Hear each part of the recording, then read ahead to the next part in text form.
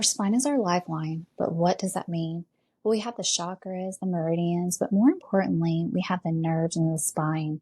These play an important part because they are the receptors and the transmitters. This is also our nervous system. It's important to not only keep the body active and moving, but to incorporate deep stretching that involves the spine. So you have yoga, Pilates, acupuncture, chiropractor visits, anything to do with like contortionist type movements with yoga blocks and straps. Opening the hips and spine every day, opening the body is so imperative. When we start to close up the body or tighten, that's when fascia forms. This can come in the way of trauma or depression or karmic patterns. We have to stay aware and mindful of it. And this is easy to do while we listen to affirmations or podcasts, or if you still watch TV. Just keep moving while you're doing these things that are usually just mindless anyways. So I want to talk about pelvic floor health. I cannot stress this enough. As much as we need to be mindful of our posture on the top half of our body, we need to be monitoring how we position our feet while working out. I completely jacked my pelvic floor up, listening to people on Instagram telling me how to heavy lift and get a big old donkey butt. Y'all, after I got divorced, it was my mission to get my body looking good. And, I had lost a bunch of weight, but when I lose a bunch of weight like that, a lot of times I lose my muscle. So I was like, girl, I'm going to get my butt back. I did. But at what expense? Because the people that I was watching on Instagram just weren't knowledgeable, and I wasn't either at the time, on how to position your feet, how to lift these weights. And what I was actually doing was compressing my spine, not knowing that I was going to injure myself. So you're putting all this heavy weight on your spine. I'm only 5'1".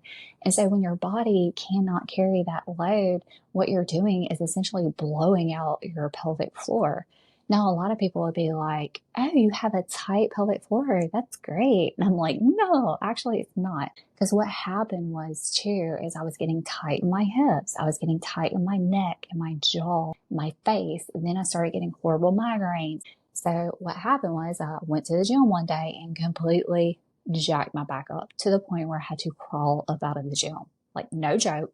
It was embarrassing. I laid there just I was like, can someone please help me to my car? It was so bad. For that, I had to start learning, or I had to start looking for exercises on how do I decompress my spine. And I came across this woman that was teaching these, they look like contortionist type movements with different yoga blocks and straps and things like that. And you're basically just stretching your body, but in a more intense way than what yoga and Pilates would do. You have to almost re-break your body doing this. And I know that sounds painful, but it's just intense stretching because you're having to get through that fascia. You're having to tell your body to get past a certain threshold again, because as much as you sat there and you spent all that time building those muscles to compress it, to shrink it, to change your posture, change your muscle, then you have to do the reverse. So I know it sounds weird and I know it sounds bad, but it's not. It's actually opening back up your body. Think about those old people that have like hip injuries, or they injure their spine and then they start hunching over and they start going down quickly or look decrepit or whatever. Like, you have to do the opposite. And that's why it's so important to open the spine, open it back up, open your posture back up. So I also came across this man on Instagram, and I know y'all are like, well, you just said Instagram, but he was literally the only person that was going against the grain and talking about opposite stuff. And so I was like, well, let me listen to this man, because he's actually talking about foot placement and how, we're actually injuring ourselves doing hip thrusts and this and that. I was like, well, yeah, that's what happened to me. And then he had the scientific proof to back it up. He was going to University of Miami and these other places and actually doing the test with human subjects to prove it. He starts with the feet and using the whole entire foot, and then it moves up. So you can be standing there. Like, I follow his reels or whatever you call them on Instagram, and I will, every time he explains something, I get up and I literally do it right then in my living room. If you just stand there and work out, like when he does instructions, just do the instructions like he tells you, Y'all, I'm so sore the next day because what it's doing is it's taking your bones, it's taking your body, the muscles around it. You're moving, standing in the correct posture that you're supposed to be in. But because you haven't been standing in the correct posture and your body doesn't know that, it's like, what's happening? And so it feels good, but it's just, you can actually feel your butt working just by standing there. And then you can feel your stomach coming in instead of protruding out. That should be the first sign for a lot of women is the SpongeBob SquarePants look, the thick back, the thick middle, the thick stomach, the stomach that protrudes out. Even if you have abs, your protruding stomach out is not a good thing. I'm a breathwork facilitator, and people don't understand how the diaphragm, that stomach, the breath, also the womb space correlates into the throat. And people are like, well, what does it matter the way you breathe? So many things matter the way you breathe, the way it will start structuring your face, your mouth structure, the way you sleep at night, breathing, like we're not supposed to have our mouths hanging open while we breathe at night.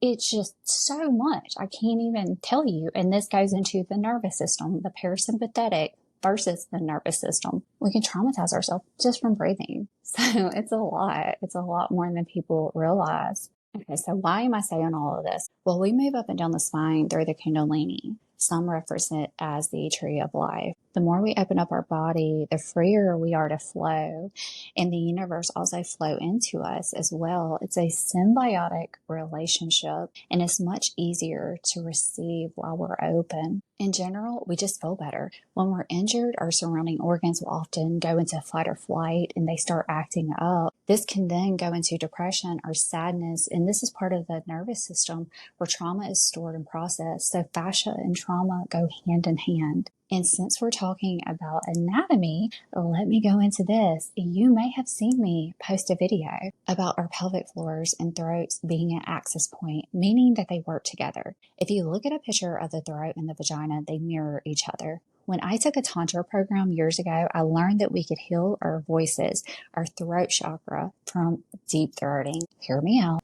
I know this sounds crazy. I don't have a thyroid anymore. My thyroid was taken out after years of me not using my voice. A big part of my healing journey has been speech and communication in different forms. In the beginning, I also had to work on my self-love, my worthiness, and any limiting beliefs around sexuality. And why is that important? Because our creativity and our ability to co-create is where our sexual energy lies in the sacral chakra. I can't stress how important healing this womb space is to move up and down the spine, the Kundalini. For me, it feels like that sacred flame of desire that ignites my heart. And the heart is the bridge into the throat and higher realms. Back to the deep dirty. It actually helps you stand in truth and speak in truth. And baby, I don't know how this works. It just works. Don't ask me. This is from someone who never deep throated before. But I was at the point with my thyroid and the healing part of my journey where I was like, I'm open to anything. I will try anything at this point because I don't want to ever box myself in, and I want to be open to new experiences. I have seen my life change in so many other ways by actually following divine guidance and feeling led in certain ways. So I was like, what do I have to lose? Also, if you pair this with deep cervical orgasms, it is just so good.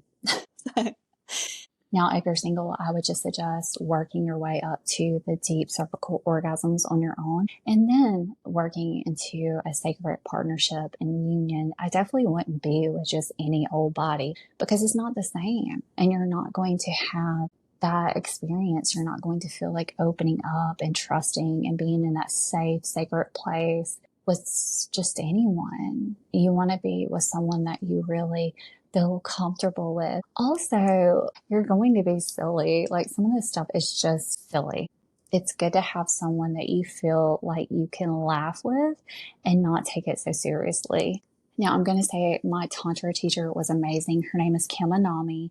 She has a ton of free information, free podcasts. If you want to go look her up, her podcast is called Orgasmic Enlightenment. She's hilarious. She really helped me on my journey when I first started following her because I got to see after my divorce what a free, wild, but feminine woman looks like the true embodiment of a woman in her I don't give an F type of attitude of just living and not caring what anyone thought and just being. And it was so beautiful for me. It was so freeing for me. And it felt like it gave me permission to then explore and to feel into who am I? Who do I want to be? How do I get to move into this new expansive space of just being a woman in all of her glory and all of her wildness and all of her feminine fluidity? That's where our true creativity lies. That's where the true beauty and sexuality and sensuality lies. It's not the wounded feminine. It's this. I really suggest you just go listen to her. It's a very good podcast. So anyways, that's it for today. I'm going to go make some more content and go stretch my spine and work on my posture. I love you guys. Bye.